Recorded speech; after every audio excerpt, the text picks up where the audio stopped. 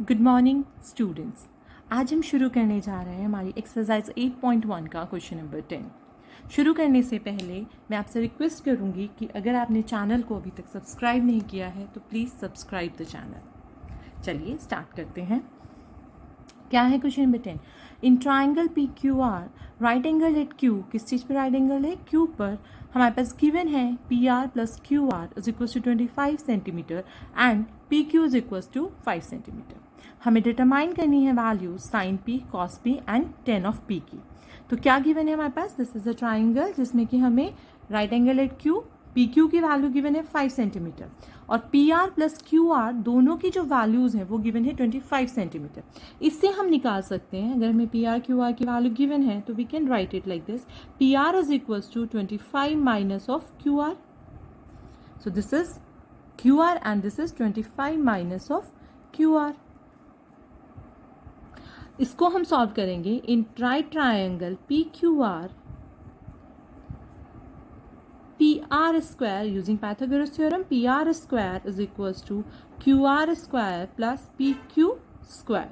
PR square is, हमने ये equation, suppose this is equation first, तो फर्स्ट इक्वेशन से PR is equals to 25 minus QR square is equals to QR square plus PQ is 5 square. तो 25 square is A square 625 plus B square is QR square minus 50 QR। ये हमने A minus B के whole square का formula लगाया। This is QR square plus 25। QR square cancel हो गया। ये हमारे पास बचता है 50 QR is equals to 625 minus 25 600, that is QR is equals to 600 divided by 50। QR की वैल्यू हमारे पास आ गई है यहाँ से 12, तो QR is equals to 12।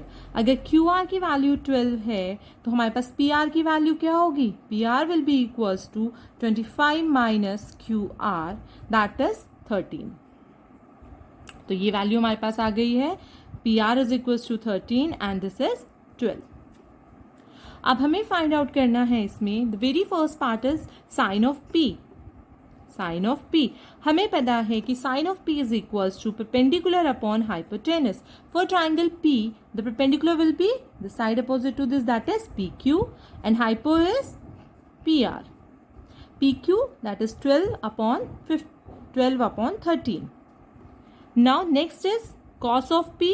Cos of P क्या होता है? Base upon hypotenuse. अब बेस हमारे पास क्या है यहाँ पर? दिस इज QP और PQ upon PR is equals to 5 upon 13. The last part is 10 of P. हमें वैल्यू फाइंड आउट करनी है किस चीज़ की? 10P की वैल्यू निकालनी है। 10P क्या होता है बच्चों? That is perpendicular upon base. Perpendicular हमारे पास क्या है यहाँ पर? 12 and base is 5. So this is the answer of our question number 10th. चलिए अब हम लोग आते हैं हमारी एक्सरसाइज 8.1 के लास्ट क्वेश्चन पर। और लास्ट क्वेश्चन को करने से पहले मैं एक बार फिर आपसे कहूँगी कि अगर आपको सच में समझ आया है मैंने जो बताया तो प्लीज़ सब्सक्राइब कीजिए सो दैट कि मैं आगे भी वीडियोस डालती हूँ। चलिए हमें ट्रू और फॉल्स बताने और जस्टिफाई करना है अपना आंसर कि white is true and white is false. तो the very first question is the value of 10A is always less than 1।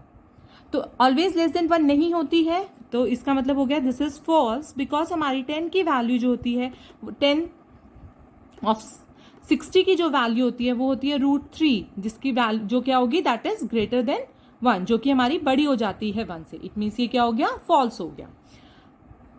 sec of A is equal to 12/5 for some values of angle A। Yes this could be true.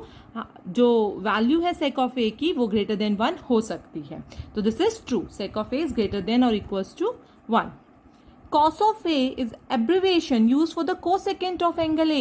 No, because this is also false. Because हमारे पास cos of A क्या है?